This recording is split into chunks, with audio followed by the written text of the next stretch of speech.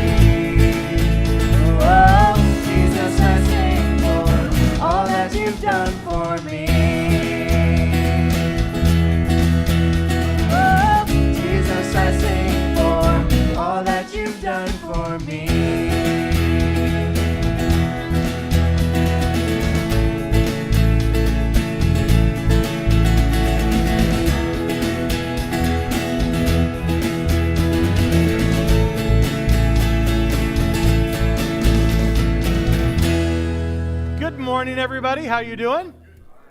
Good. Corey Wingirder is going to be transplanting to Hawaii this week. So what we want to do is make a list of visitors to visit her. So if you'd like to have a little trip, you'd host, right? There you go. So absolutely. So if you would like a trip, you now have somebody that's going to live in Hawaii that you can go visit. So we do want to say to her, we love you, and we're so excited for you. Also, Joe's last Sunday, and to watch him grow over the years at Columbus Road and be a part of our praise team has been a great thing. And he's off to where again? Oklahoma, University of Oklahoma. So you can pray for both of those individuals and families as they move from this point to next. And if you want to take Jen out for coffee every day so that she has a shoulder to cry on, that's great too. Couple of announcements I want to make as we begin our service. Number one is that in the Sundays in August, in between services, we're going to have simply a thing called Sipping Through the Summer. And so what it's designed to do is kind of connect our two services. We recognize with three services that sometimes we don't and are not able to connect with one another. So a way that we want to just work at that is in August, that as the attendees from the first service are exiting, you're coming in, and that you would have a time of fellowship outside, out front, in the lawn, and in the drive-through. Just be aware of that starting next Sunday. Kids 156 production is August 28th at 7 p.m. We want to encourage everyone at Columbus Road, not just those that have children involved in that, but a part of our DNA is to celebrate and to rejoice with those who serve the Lord. And so our littles, 5, 6, 7, 8, 9, 10, are going to perform for us or put on a production, Kids 156. And so we want to encourage everyone on that day to be a part of it. If you're 55 and older, Tuesday, August 9th is a day for Joy Ager Luncheon, and so we would love to have you come to that. God is always at work, isn't he? Boy, that was kind of anemic. Maybe it's your first time. I'll let you know. God is always at work.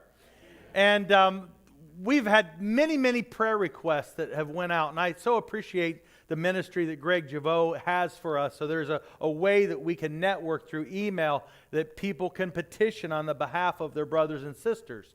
Well, this week you probably are aware that Kyle and Abby had a little crisis, and therefore they were going to have to go to the hospital. She gets a helicopter ride and off to Springfield.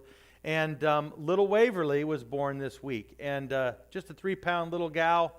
But your prayers are appreciated. They were felt, and there is a reality to that. I don't know if you know that people can experience and feel the power of prayer in their life, and so we can intercede for one another, which is go on the behalf of someone else. And so not only do we want to thank you, but we also want to rejoice. It's so easy. Isn't it easy to move on to the next crisis or the next prayer request and not to just sit in the reality that God is at work and he's present in my life. And so therefore I'm going to just take a second and say, God, we recognize that, you sustained a 3-pound baby, that you in that crisis were working.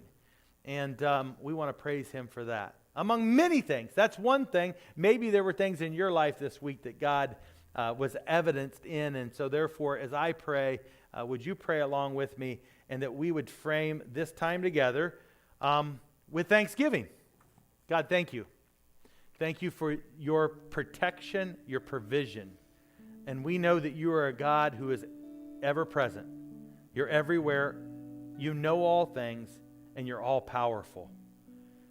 May that sink into us this morning with the issues that we face. That we have someone that we can turn to. And as we sing this next song, we're declaring who you are. We want to thank you for your protection and provision for Waverly. And we know that she's got a ways to go, but you're on her side. And there is no better place to be than on your side. God, we're going to deal with some issues today that you're way familiar with, which is our pride, that really, really holds us back. It holds us down from your blessing. And it's a part of our journey.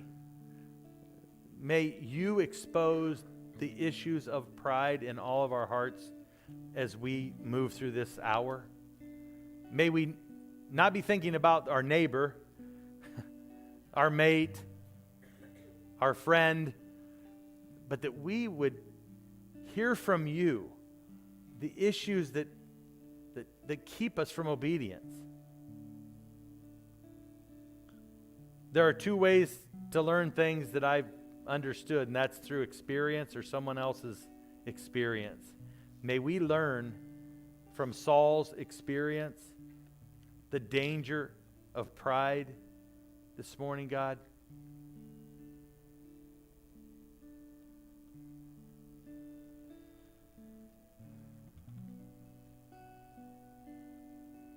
And we pray all these things in Jesus' name, amen.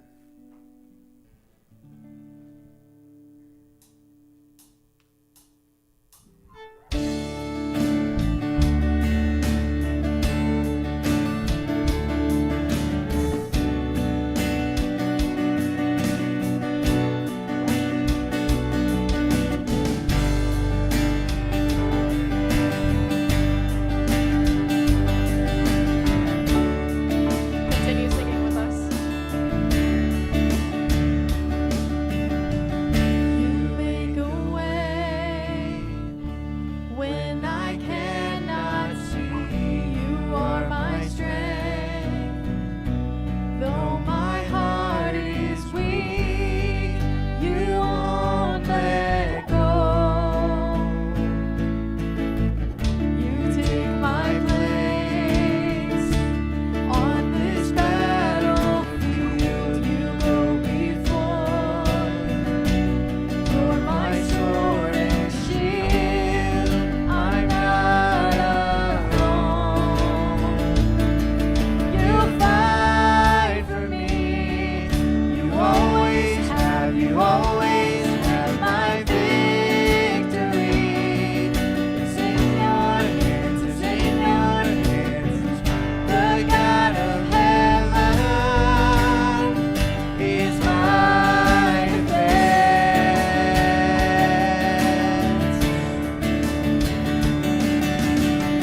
No weapon formed will get to the enemy. Underneath your feet, my God, my hope. You won't let go. You fight for me. You always have. You always have my victory. It's in your hands. It's in your hands. The God of heaven is my defense. You fight for me. You always have. You always have my victory. It's in your hands. It's in your hands. The God of heaven is my defense.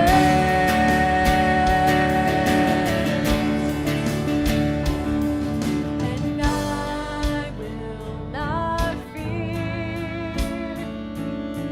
The armies will rise, and I will not fear, for you are on my side. Sing that again.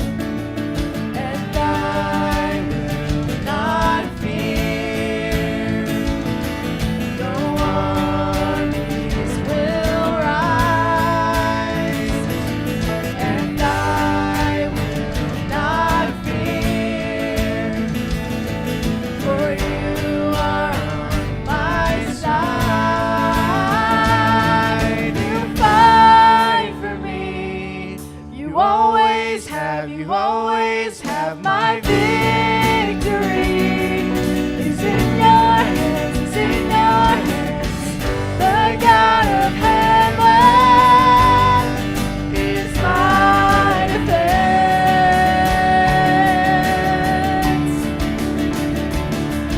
You fight for me. You always have. You always have my victory. It's in your hands. It's in your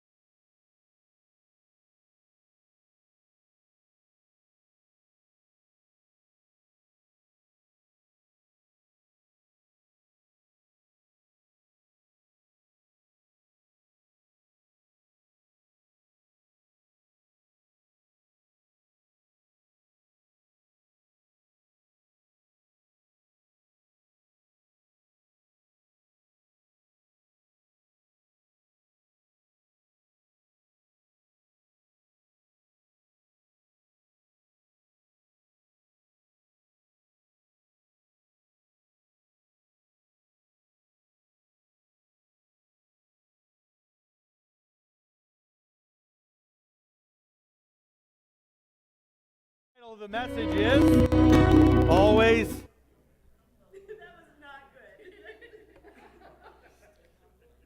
Thank you, Jeanette. We're in a series entitled Forgotten, Rediscovering God's Purpose.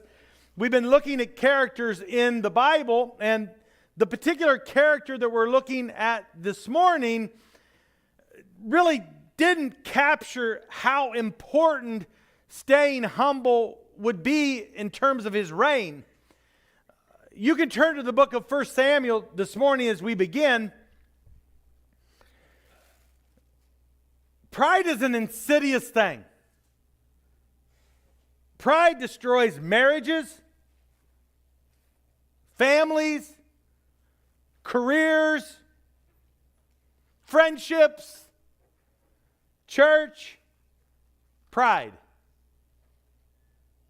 When you look back over most of the failures of your life, and not that we want to spend a tremendous amount of time looking back at our failures, but it's also important sometimes to look back to realize that what went wrong is critical to the success or failure moving forward.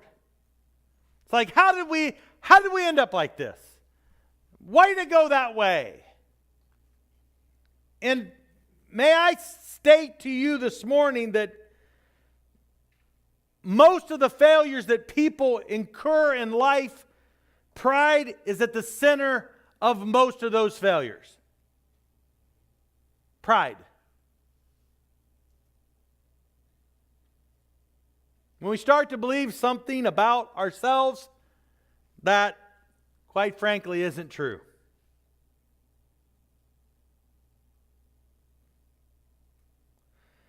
We see a young man in 1 Samuel that had a lot going on for himself. Like many of you, where you look at your life and there's a lot of good stuff and there's successes and blessings. And if we're not careful, in fact, I would even say it doesn't take too long where we start to believe our own press. Where that we've achieved something, that we know something, that we're right. And so when we jump into the text, we find in 1 Samuel chapter 9, now there was a man of Benjamin whose name was Kish, the son of Abiel, the son of Zeror, the son of Berkorath, the son of Aphiah, the son of a Benjamite, a valiant and mighty man. He had a son. His son's name was Saul. He was young, handsome,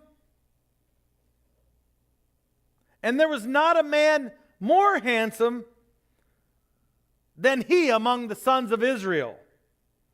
From his shoulders and up, he was taller than any of the people. And what's great is that I've got a super example right now.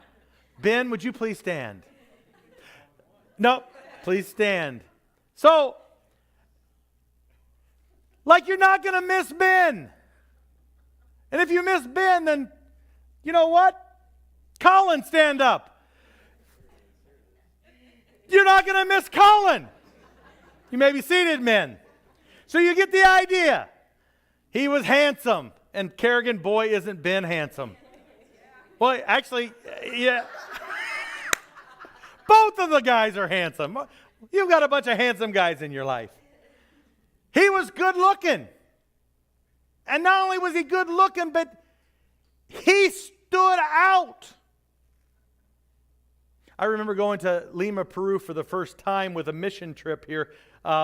Darren, you were on that trip. And the missionary said, we said, well, how are we going to know like where you're at in the airport? And he goes, no worries, you'll know. And so we're like, how are we going to find, well, Greg was 6'3".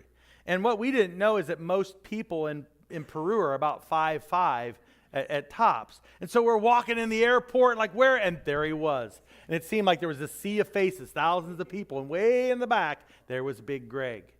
and he stood out.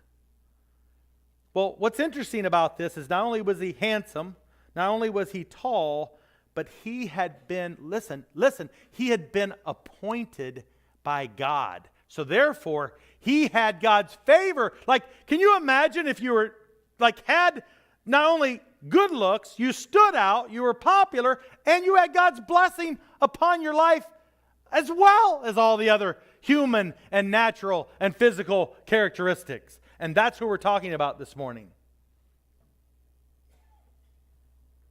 There was no one more handsome among the sons of Israel.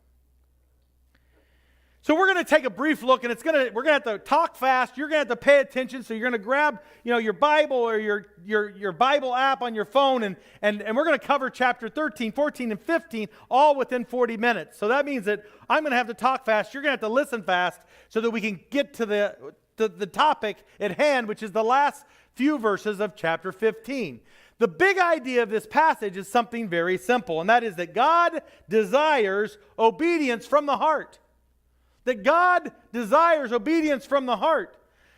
For some of us, we may go, well, we made it today to church. We sang some praise songs. I had some warm and fuzzies. Therefore, that's what God requires of me. Or that's what He's going to honor in my life, is that I'm honoring Him by showing up. And what's crazy is that oftentimes we write our own truth.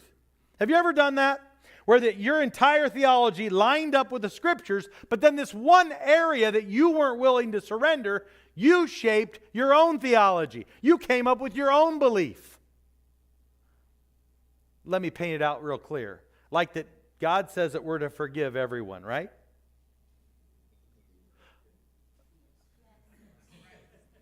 Is this a question? Is this something we've covered this class? God says that we're to forgive. In fact, there's a prayer, ironically, that Jesus, I think He talks about that. Something about forgive those who trespass. You guys are acting like this is the first time we've ever talked about this. So that in most cases you would tell somebody else to forgive. And you forgive 90% of the time, maybe 95% of the time, maybe 98% of the time. But there's one relationship, there's one person that did you dirty, and you rewrite that theology. And you're like, I'm not going to forgive them. That's what we're talking about this morning, is that God desires obedience, not from your religiosity, not because of the fact that you read your Bible or you do your devotions or that you have, sing praise songs. It's that your obedience, that my obedience would come from the heart. From your heart. That you desire with all of your heart to please God above everything else. Any idol in your life, any agenda in your life, that you would desire to obey from the heart. So how we're going to approach this is I'm going to give you 3 roadblocks to obedience. Do you know that there are roadblocks in your life that keep you from obeying? Anybody know that? And we're going to talk about that this morning. So it's a checklist. It's something that we want to evaluate. We want to say, man, I don't want that seed of pride to enter into my heart, or to water that pride that I already have in existence to flourish in such a way that I'm no longer obeying God. Saul was in that space. And it doesn't take too long before we realize that some roadblocks were in his life that kept him from obeying God with his heart. So, roadblock number 1. You ready? You ready? Yeah. I'm getting the same vibe from you as I got in the first service. It's called a midsummer tiredness, or you're exhausted because you've had so much fun. You've traveled so much, you've vacationed so much, or you're desiring that there's a sense of like, ugh. Well, sit up in your chair. This is going to be good for you. It's been good for me to prepare this. Number 1, what keeps you from obeying? Your fragile ego. Our fragile egos keep us from obeying. Your pride. It's that insidious part of your life that is always creeping up that sometimes you don't even know that it's there. Our fragile egos. Chapter 13, verse 1, Saul was 30 years old when he began to reign. Now, there are not a lot of people, Jim, in this world that get to be king at 30. So you got God's favor on your life, you're king, and you're killing it with your looks. Like, who would want to sign up for that? Like everybody. Other than you maybe want to be a queen. You're queen, you got God's favor on your life, and you're the most you're the most beautiful. So as we would look at it in Western culture, that would be what people aspire to.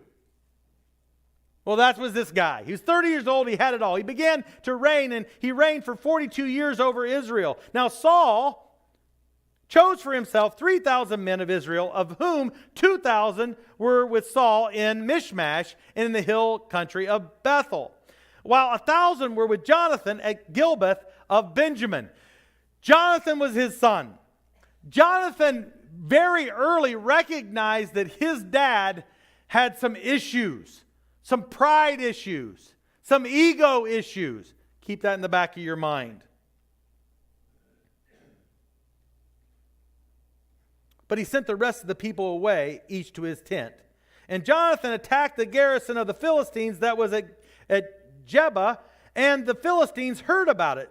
Then Saul blew the trumpet throughout the land, saying, "Let the Hebrews hear." And all of Israel heard the news that Saul had attacked the garrison of the Philistines, and also that Israel had become repulsive to the Philistines. Then the people were summoned to Saul at Gilgal. And I'm going to have to just jump around a little bit, catch you up, fill in the blanks, because there's a lot of narrative there. But essentially, Clayton, this is what it was, is that the Israelites and the Philistines throughout the history of Israel were kind of always at odds with one another. So this is one of the incidents that they were at battle. What was a part of the battle strategy at that time is that the prophet would give the plan. Okay? So he was going to give, like, how we're going to, remember the walls of Jericho, right? The plan came from the prophet, of which then it was executed by the people. Like, this is how it's going to happen. Same case in this situation, where that Samuel was to give the orders in how they were to attack. Okay? They had success. They had success. We pick up verse 8 and 9, and we see that Saul's ego begins to be a part of this. Not only am I the king, not only am I good looking, not only the fact that I have the favor of the Lord, but I'm starting to get some wins. Things are starting to go well. And so we pick up verse 8 and 9. Now he waited for 7 days until the appointed time when Samuel had set. But Samuel did not come. Now this is where a lot of us can relate to this, where that there's a plan. We believe that God is going to answer, and yet, for whatever reason, he's not showing up soon enough, right? Have you ever been there where that like you're looking for God's direction, but he's not answering? Many of a person made a decision outside of God where that they were in a relationship that they never should have been in. But they didn't wait on God for the right person or the right timing or the right purchase or the right whatever. We've all been there. There's not anybody in this room that has not went ahead of God thinking, well, you know what? It's kind of like slow. God isn't working right now. He's not answering fast enough. I really want that. So what we're seeing is really a picture of us. Before you throw Saul under the bus. His ego. His fragile little ego. We all have fragile egos. Where we got to be right. I'm not going to be wrong. I'm not going to be corrected. I want what I want, and I want it now. Who is he or who is she to tell me?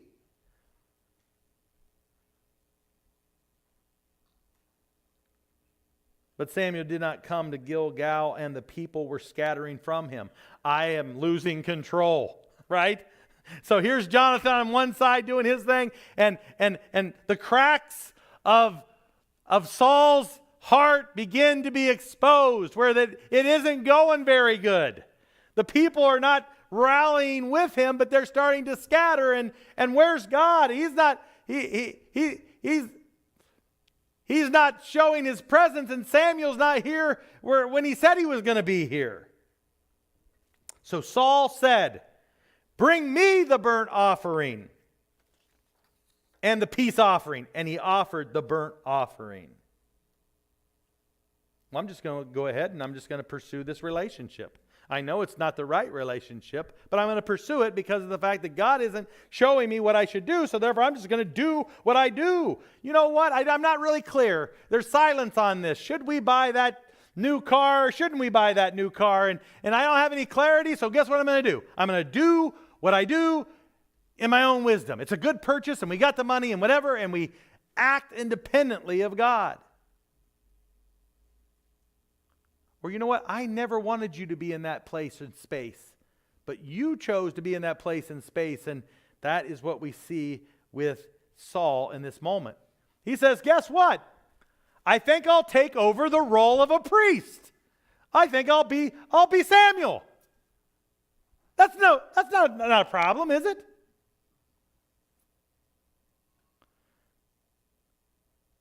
Well, let's look. In verse 13 and 14, it says, "But Samuel said to him, 'You have acted foolishly.'" Getting ahead of God is a foolish action.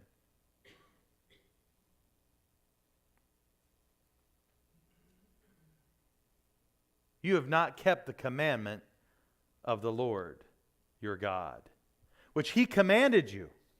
And thus, the big idea, God desires obedience from the heart. For the Lord would now have established your kingdom over Israel forever. Here's the thing that the enemy always tells us, is that, you know what? It'll be okay. You manage this little pocket of your life, and you know what? We'll leave God to moments like taking care of Waverly. Like, he needs to be doing that right now, right? That's a crisis. That's a God, but like in terms of your personal life and what he would have for you, you know what? You just take care of that on your own. You'll be good to go. You have enough wisdom. You have enough, like you can recreate what you should do and where you should go. You take care of this on your own.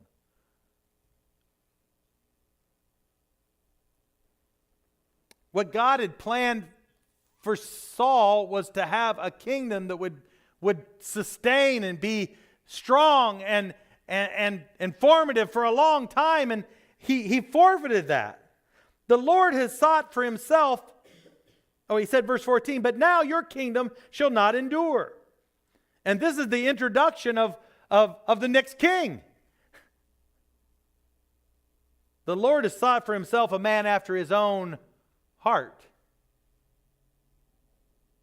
which was David later, and the Lord has appointed him ruler over his people, because you have not kept the Lord's commandments. See, there were three critical errors that exposed his ego, his pride. Kings were not supposed to offer sacrifices on behalf of the community. That was a big no-no. And we would say, well, what's wrong with that? Well, it's because God said no. It's kind of like this, is that any relationship intimately outside of marriage is what? It's wrong. Every time. Well, I'll just create my new truth, my own truth. But inside of marriage, it's blessed. Every time. It was Samuel that was to give the orders of God's battle plan. But what we find is that Saul was running his own show, doing his own thing. And Saul made the decision to trust himself at the crisis point. And there's a lot there. There's a lot there for us to apply. Is that in that moment when you're up against it, most of the time what I do is I rely on my strength. That's probably what you do too. Well, I've done this many times, so I know what I'm doing. Or it could be this is just what I want, and so therefore, because I want it, I am going to step outside of God's instruction or trusting in Him for the answer. I can't wait. I won't wait.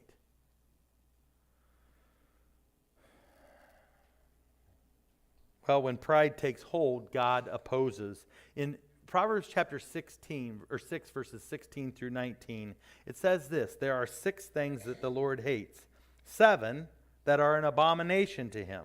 Haughty eyes. Haughty eyes is a person that's proud.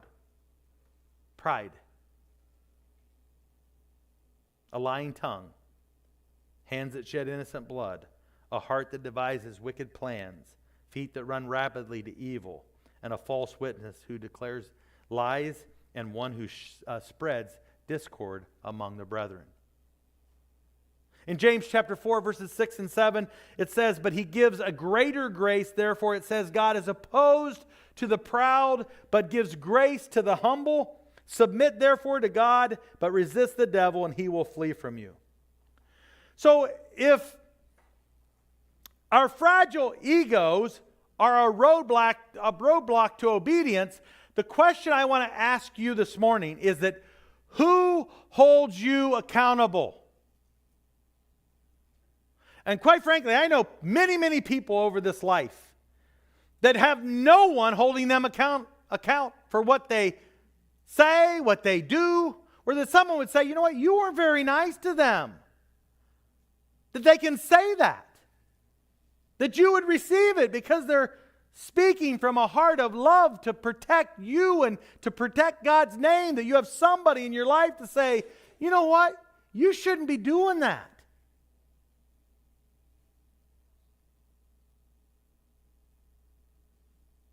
It's not right. Who is that person? See, usually maybe you're sitting there going, what's my mate? Well, yeah, I know how that works. So I don't buy it. Because I've lived with someone for 35 years, and when she says some stuff to me, you know what comes out? You know what comes out? My pride. Now, sometimes I listen. I'm probably 50-50, 40-60, 30-20, 30-80, I mean. Well, give me a percentage, Lisa. What do you think? Come on. Come on. I'll give you your percentage. Yeah. Yeah, a lot of times it hasn't went well. So you can go ahead and say, oh, it's my mate. And you know what? I don't believe you. I do not believe you. Because usually what happens is that's where pride is really exposed, maybe sometimes the most. Like you can act all churchy here. I can act all churchy up here. But when I want to do something and she says, you know, you maybe shouldn't do that. You shouldn't think that way. You're not, I bristle up. Which is exposing my fragile little ego. I got to be right. Who are they to tell me anything? And it costs Saul everything.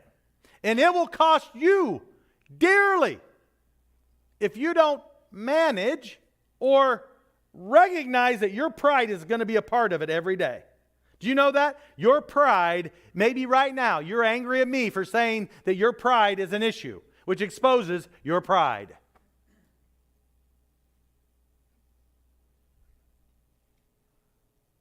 Who keeps you in check? You can write that down. Who keeps me in check? Well, God does. Well, how's that working some of the time? You just ignore Him. Right? So when God tells you, you should stop doing that, you go, okay, yes, sir. Or you should start doing that. Yes, sir, I'll do it every time with a good heart. There's a second thing that is a roadblock to obedience, and that is an obsession for winning. We're not talking about sports. Cam, we're not talking about sports. We're talking about winning. We're talking about winning in every area of your life. Being first, right? I got to be first. I got to be noticed. I got to be the best.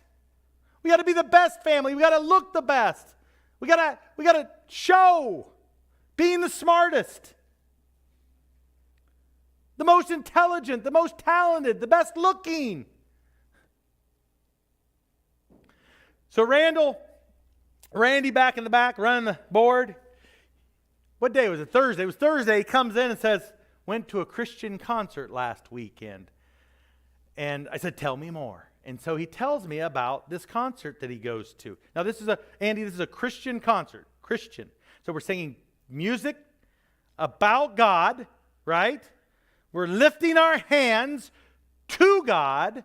We're with other people who say that we like God and that we want to be like God. Okay? Is that fair? Christian concert? They had a section, a VIP section, right? At the Christian concert, the VIP. You know, and the VIPs, they pay a little bit more and they get a package, and that package is meet and greet. So they can go behind and greet the band, and they can maybe get a signature or whatever. They get to meet and greet the band. The VIP section. Well, if you're VIP, Julie, then you don't have to come as early because you've got the VIP seats, right? So you don't have to come early. So then all the other non-VIP Christians are filling in. Well, the non-VIP Christian thinks, well, you know what? They're not there. We'll just take their seats, right? Just take what's not ours. A good Christian ideal. Steal from other people at the Christian concert and sit in the VIP section. So therefore, they come and they're sitting. Am I getting this right? I'm doing good? Okay. So at any point in time, if I'm not getting this right, you say, Bob, this is not right. So then what happens is that there are people in the VIP section that shouldn't be there. Well, in walks the what? The VIPs. No, that's later. That's later. We're getting there. You're trajectorying down the right way, Jeanette. You're seeing the story. So what ends up happening is that the non-VIP people are in the VIP section. The VIP people come in and they start to argue. There's a fight that breaks out with these people in the VIP section. And so then the people are coming and they're saying, no, you can't be in this section. And so what ends up happening, crazy enough, is that everything got sorted, and then the artist in the very beginning invites the crowd down in front of the VIP section to stand in front of them the entire concert.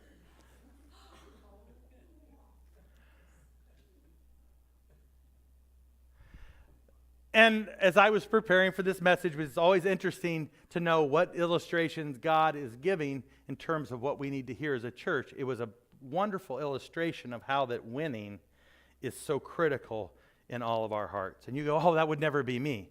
Yeah, watch when somebody cuts you off on Broadway where actually it only takes 2 minutes to get across our entire town, and you maybe lost 1 millisecond and you're angry at somebody because they cut you off and you're not that same person.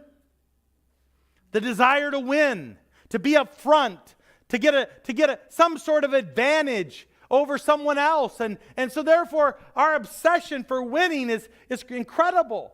Thursday, I'm watching a situation where my 3-year-old granddaughter is having a moment where she's saying, I've got to win now, I'm not relenting. So Grammy, said to Adeline, you can get some taffy at Eckert's Farms down in Bellevue. I'll take you to the little store. Well, we were eating at the restaurant, and I think that Lisa had said something like, well, in between the appetizers and the meal, let's go get the taffy. Well, the meals came out quicker than what we thought, and so Matt says to Adeline, I think we're going to wait. This is rationalizing with a 3-year-old. We're going to wait to get the taffy. Well, all she heard is, wait, no taffy. Kind of like you. Not now. Wait in the relationship. Don't go that way. That's the wrong purchase. That's the wrong, you need to, like when God instructs you and we go, like Adeline said, no! And she said it loud. In fact, all the other tables looked. She went, no! No! No! And Matt was trying to rationalize with her, a 3-year-old, saying, now, we've got 57 minutes before the restaurant's going to close. We'll eat I can't eat it in 57 minutes. She's very good language skills. I can't eat it in 57 minutes. And like, oh, yes, you can. You can eat it in 57 minutes. No!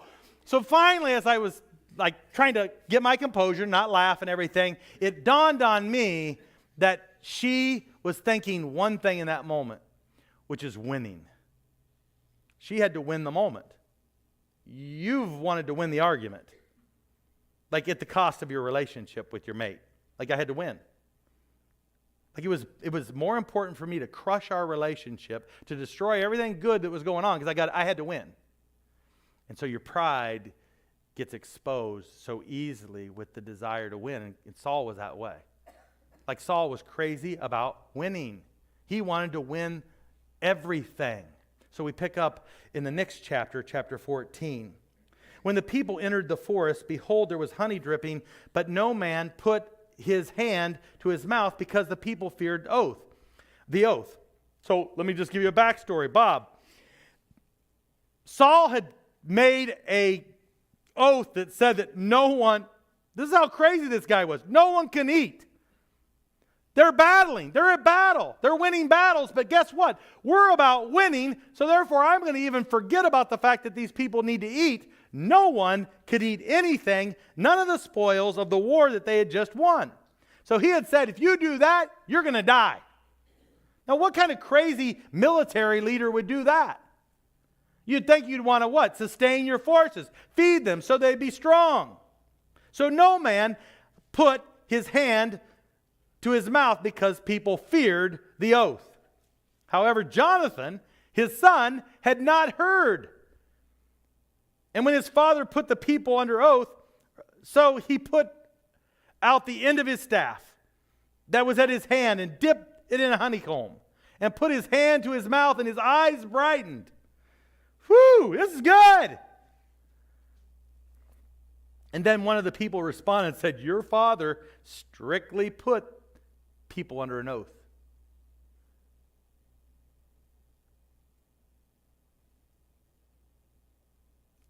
Cursed be the man who eats food today. And the people were weary. And Jonathan said, my father has troubled the land. See now that my eyes have brightened because I tasted a little of this honey. How much more if only the people had freely eaten today of the spoils of their enemies, which they found. For now, the defeat among the Philistines has not been great. So he's already seeing that, what's my dad thinking? He'll win or attempt to win at all costs.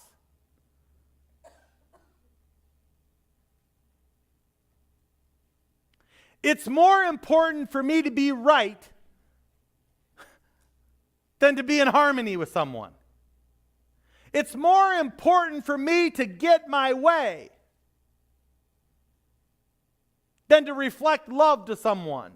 Many a marriage, many a family, many a business, many a friendship, many a church has been broken up because somebody was so stinking stubborn that they would not give in.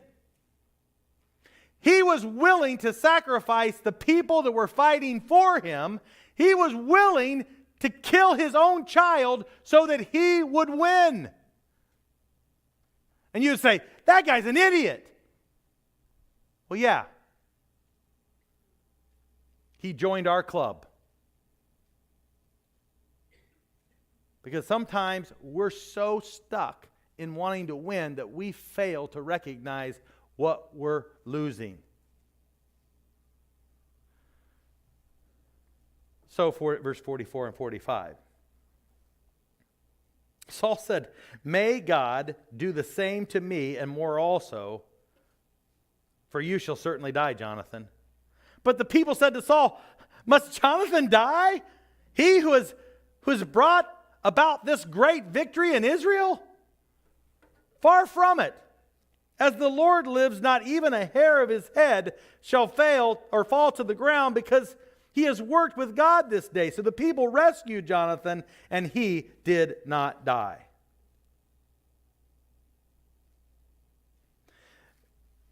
The erosion of Saul's success and favor began to happen, not only because of his fragile ego, but also his desire to win.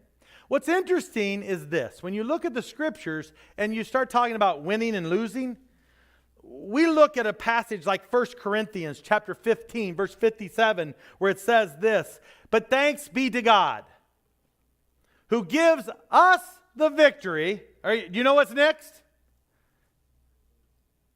Anybody? "Through our Lord Jesus Christ." That victory can only be achieved in this life through Christ. Why? Because we were dead in our trespasses of sins. There is none righteous, no, not one. For all have sinned and come short of the glory of God. For by grace you've been saved through faith. It's not of yourselves. It's a gift of God, not of works, lest any man should boast.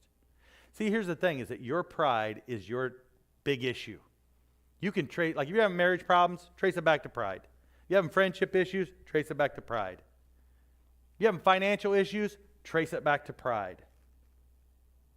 It is the issue. There is no other issue. It's your pride. That's why you can't forgive them. You won't forgive that person. That's why you think you're better than somebody. That's why you oppose or oppress a relationship. He wanted to win at all costs. What's your have to win at all costs? It's there. If you're not aware of it, you need to ask that question to God seriously this week, is what's my win at all costs? I got to be right. Well, 3 roadblocks to obedience: a fragile ego, an obsession with winning, and our rebellious nature. There is something in every one of us where if somebody says, "Please stand now," there's somebody inside going, "Who is he to tell me to stand up? I want to sit down. I don't want to stand up. I think it's stupid to stand up. He doesn't know that I have a hip problem."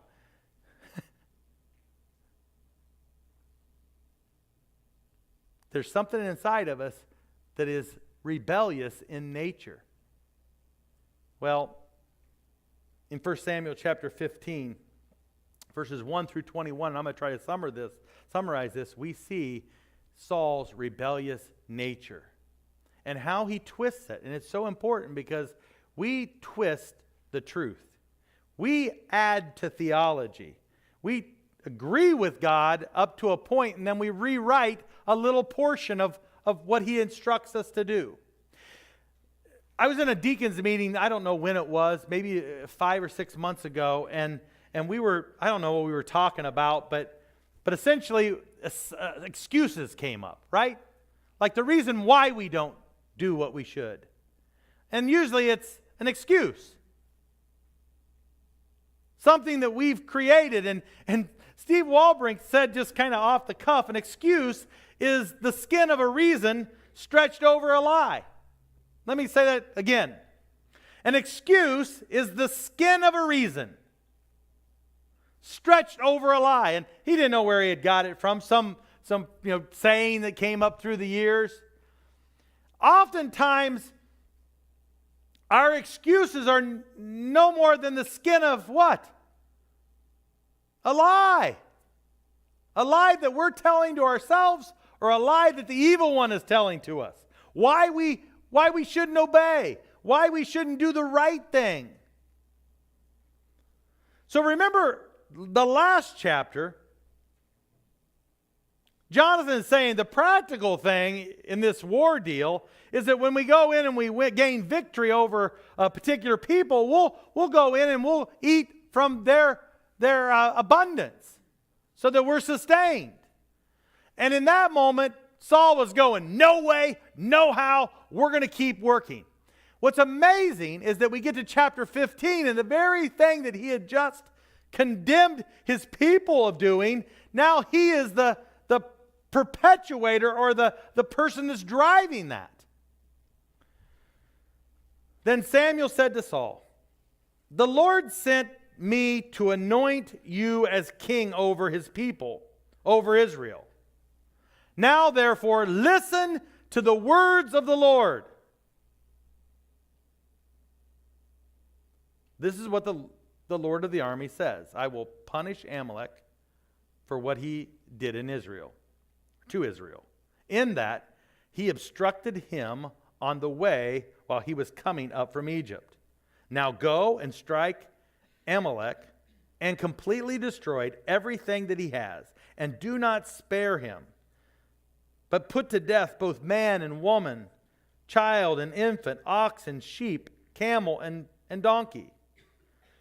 Then Saul summoned the people and counted them.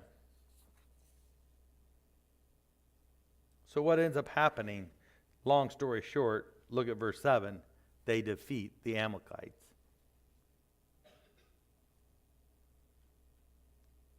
But Saul and the people spared Agag, verse 9, and the best of the sheep, the oxen, the more valuable animals, the lambs, and everything that was good, and were willing to destroy them completely. They weren't.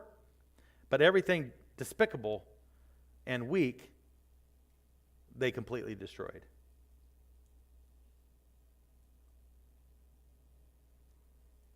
So Samuel says, listen. Right? Listen and do this. And there was something a part of Saul that said, no, I'm going to do it my way. And I'll make this work in my theology.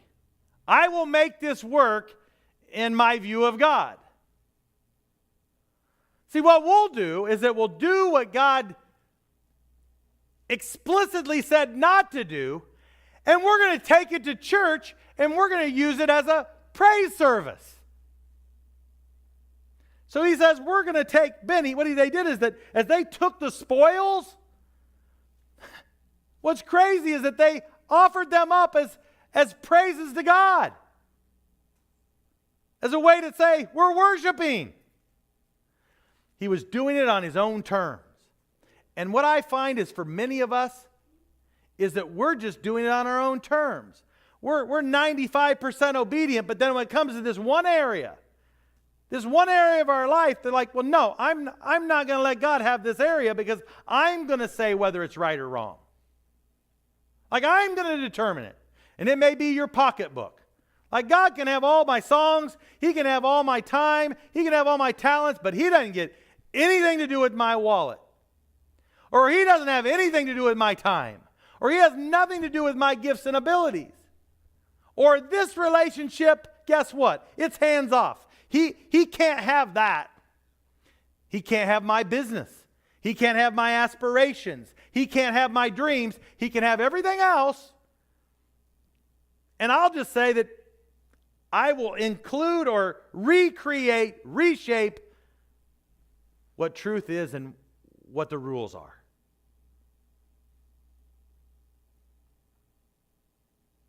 That's exactly what Saul did. That's exactly what Saul did.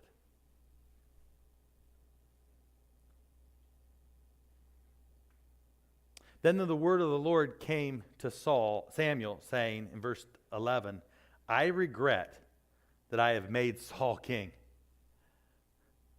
What a mistake. He was too big for his britches.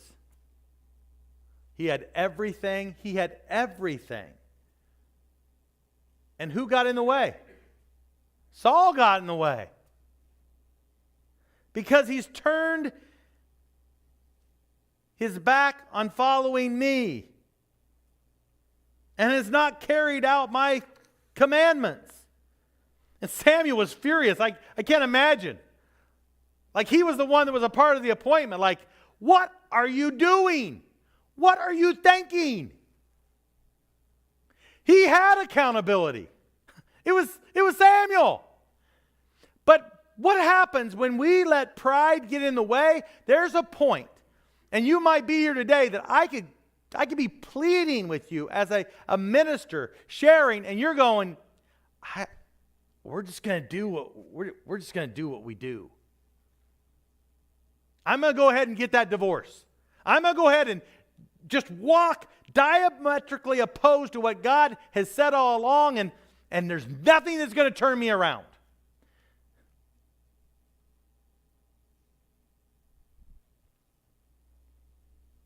Samuel got up in the early morning to meet Saul, and it was reported to Samuel saying, Saul came to Carmel, and before he had set up the monument for himself,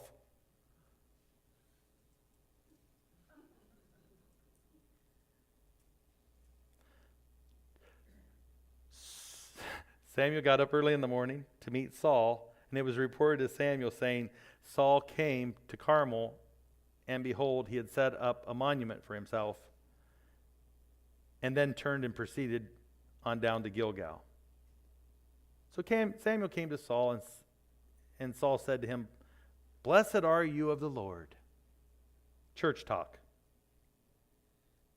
I have carried out the command of the Lord. That's what he said. I have carried out the command of the Lord. It can be that we delude ourselves into thinking that we're doing exactly what God is wanting us to do because we've written the truth. Well, God doesn't really care about that. Or, you know what, that's different today. Or this is how it works. Think about sexuality for a second. Like, is it ever right in any circumstance to have intimacy outside of marriage from the Bible? Yeah, 3 people. Yeah, no. It's always wrong every time. It always has been. You have to go crazy in flipping your theology and hermeneutic to get to any other place than that. And yet we live in a day that it's everywhere. And we could go through a list of things. Like, right, I mean, if we just kept it real, which we wouldn't want to keep it too real because it gets too close, we just rewrite. I had a guy last night, and long story short, is he attends church every week. He's not from here. He's from another state. And I don't know why he said this other than he knows that I'm a pastor. He knows I'm a pastor. A lot of guys know I'm a pastor, and he goes, Bob, drinking's not wrong. Being drunk's what's the sin, right? Like, I don't even know why he said that. You know what I'm saying? Like, that's a random thing, right? That's a random first, that's quite an opener. And how are you today? But that's the unique part of being a pastor. It really is that what people say says a lot about what's going on in their mind. Maybe he's wrestling with maybe some alcohol abuse. I don't know. I really didn't go there with him. I'm like, yep, that's what it says. We end up recreating the truth, and this is what he did. He says, I've kept God's commandments. But Samuel said, what then is this bleating of the sheep in my ears and the bellowing of the oxen which I hear? And Saul said, we brought them from the Amalekites, for the people spared the best of the sheep and the oxen to sacrifice to the Lord. Right? Good answer. 2 wrongs make a right.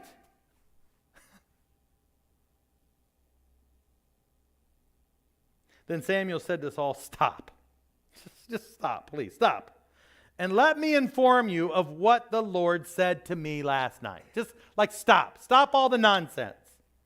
And the nonsense usually goes on in your head. That's where it's going on. It's going in my head. And he said, speak. So Samuel said, is it not true, though you were insignificant in your own eyes, that you became the head of the tribes of Israel, and the Lord anointed you as the king of Israel, and the Lord sent you on a mission and said, go and completely destroy the sinners, the Amalekites, and fight against them until they are eliminated. Why then did you not obey the voice of the Lord? Instead, you loudly rushed upon the spoils and did what was evil in the sight of the Lord. And Saul said to Samuel, I did obey the voice of the Lord, for I went on a mission on which the Lord sent me. And I brought Agag, the king of the Amalek, and have completely destroyed the Amalekites. But the people took some of the spoils, sheep and oxen, and the choice of things designated for the destruction to sacrifice to the Lord your God at Gilgal. Fragile ego, obsession with winning, and a rebellious nature. He just recreated the truth, didn't he? Everything that God said, he just kind of twisted a little bit. Like God's not really, like we're going to even take this to church. And God's saying, you know what really I'm interested in? I'm interested in Monday through Saturday. That's the long and short of it. Is that I'm interested in Monday through Saturday. You can come and bring on your praise, but if there isn't a life lived behind that, he said this in verse 22. Samuel said, does the Lord have as much delight in burnt offerings and sacrifices as in obeying the voice of the Lord?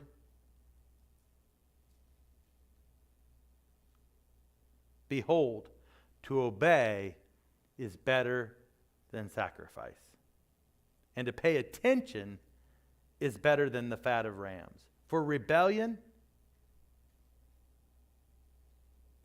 is as reprehensible as the sin of divination. And insubordination is as reprehensible as false religion and idolatry. Since you have rejected the word of the Lord, he has also rejected you from being king. God desires obedience from the heart.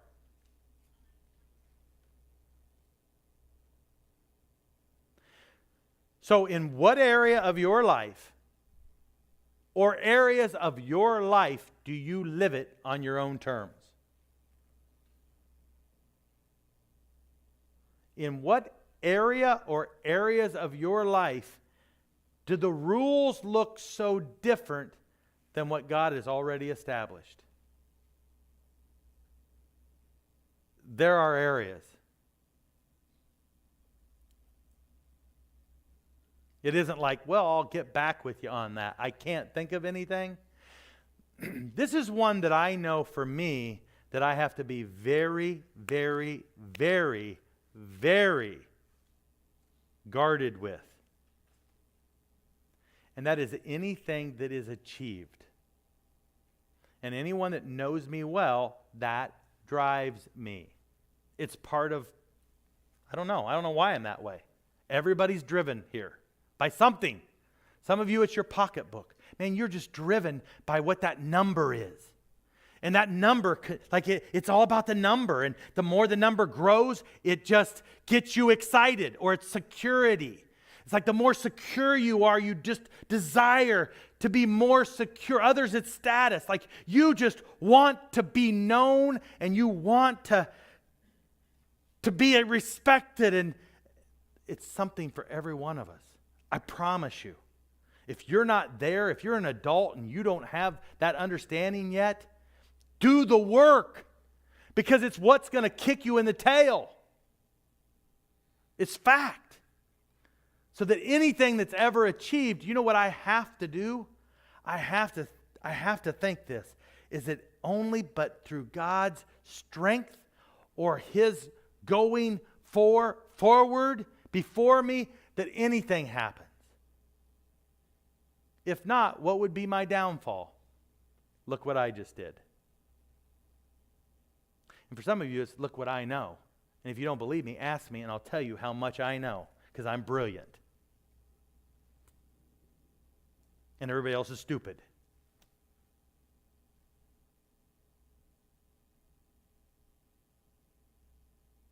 Or look at me, I'm known to all the nobodies. I achieve in front of all the non-achievers. God desires over everything is obedience from the heart. And we've got an insidious obstacle called pride that keeps us from that. So what I want us to do is to bow our heads, close our eyes, just take a moment. And it isn't a just as I am, it is kind of a just as I am moment. But you just need to do this one thing. God, what area of pride are you wanting to expose to me right now? That would you help me see where I might have some issues that it's hurting a relationship. It's keeping me from doing exactly what you want me to do. And then I'll close this in prayer in a minute.